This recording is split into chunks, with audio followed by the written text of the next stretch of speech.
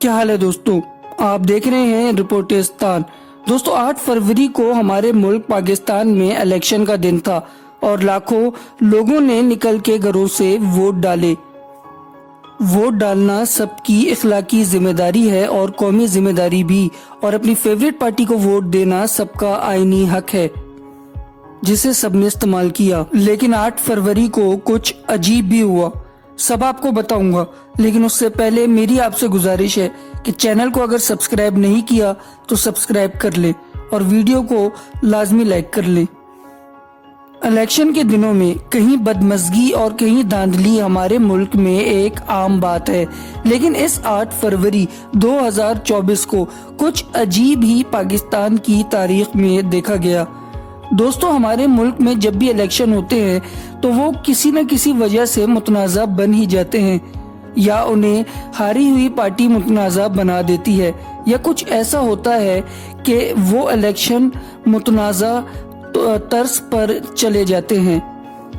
ایسے میں کسی بھی رپورٹ پر اعتبار کرنا ذرا مشکل ہوتا ہے، خاص طور پہ پاکستانیوں کے لیے جو اپنا کام، اپنا کاروبار، اپنی نوکریاں چھوڑ کے ووٹ کاسٹ کرنے جاتے ہیں، اور پھر اپنی فیوریٹ پارٹی کو جب وہ ووٹ دیتے ہیں، اب بے شک اس کے ساتھ عوامی اکثریت ہو، اس کے باوجود اگر وہ پارٹی ہارتی ہوئی نظر آئے تو عوام کو ایک دھچکا لگتا ہے اور مایوسی ہوتی ہے، اور اس نظام سے عوام کو اعتبار اٹھنا شروع ہو جاتا ہے۔ دوستوں کچھ یہ ہوا کہ رات کو 10 بجے تک جب الیکشن کے ریزلٹس آؤٹ ہونا شروع ہوئے تو واضح طور پر پی ٹی آئی کے حمایت یافتہ آزاد امیدوار آگے تھے، لیکن چند دیر گزرتے ہی الیکشن کمیشن نے جو پروسیس تھا ریزلٹ اناؤنس کرنے کا وہ انتہائی سلو کر دیا، اور پھر کچھ 1-2 گھنٹے ہی گزرے ہوں گے کہ الیکشن کمیشن سے ریزلٹ آنا ہی بند ہو گئے۔ پھر سب نے پوری رات انتظار کیا کہ اب ریزلٹ آئیں گے، لیکن ریزلٹ پوری رات نہیں آئے۔ پھر جب صبح ہوئی تو ریزلٹ کا سلسلہ دوبارہ آنا شروع ہوا۔ لیکن دوستوں یہاں پر عوام کیا دیکھتی ہے کہ جو لوگ پہلے آگے تھے وہ پیچھے ہو گئے، اور جن لوگوں کو انتہائی کم ووٹ ملے تھے وہ آگے ہو گئے۔ ایسا بھی دیکھنے کو آیا کہ کسی کو اگر 87,000 ووٹ ملے ہیں تو اس کو 66,000 پر لے آیا گیا۔ ایسا کیسے ہو سکتا ہے کہ ایک دفعہ اگر گنتی ہو چکی ہو اس کو دوبارہ ریورس کیا جائے؟ لیکن یہ دیکھنے میں آیا، جو سرکاری نتیجے آئے ہیں اس کی بنا پر یہی ہوا کہ جو ہارے ہوئے تھے وہ آگے گئے، اور ہر حلقے میں نہیں کچھ حلقوں میں، اور جو جیتے ہوئے تھے وہ پیچھے آئے۔ لیکن دوستوں پھر آج جب تک یہ ویڈیو میں بنا رہا ہوں ابھی تک ملک میں کس کی حکومت ہوگی یہ واضح نہیں ہو سکا ہے۔ سندھ میں پیپلز پارٹی نے میدان مار لیا ہے، لیکن قومی سطح پر کون جیتا ہے، کون حکومت بنا رہا ہے یہ واضح نہیں ہو سکا۔ کچھ حلقے بول رہے ہیں کہ آزاد امیدوار اپنی حکومت بنائیں گے۔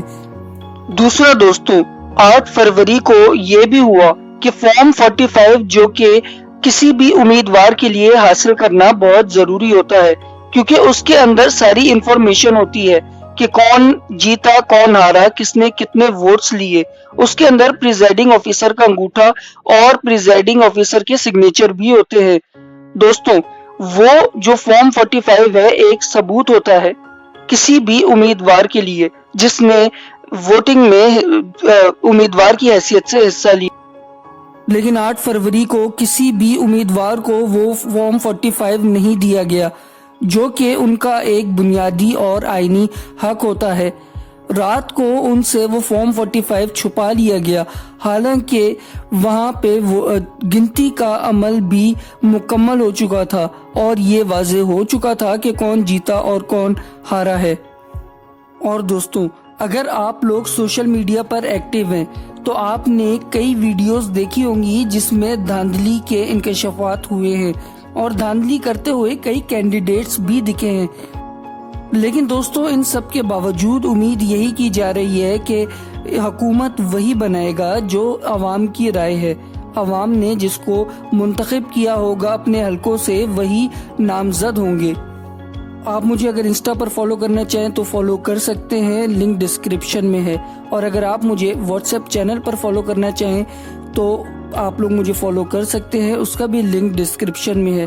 یہاں یوٹیوب پہ سبسکرائب کرنا نہ بھولیے گا، دوستوں کے ساتھ ویڈیو کو لازمی شیئر کیجیے گا اور ویڈیو کو لازمی لائک کیجیے گا۔ آپ کے کامنٹ سے ہمیں حوصلہ ملتا ہے، ہماری حوصلہ افزائی ہوتی ہے، تو کامنٹ کرنا نہ بھولیے گا۔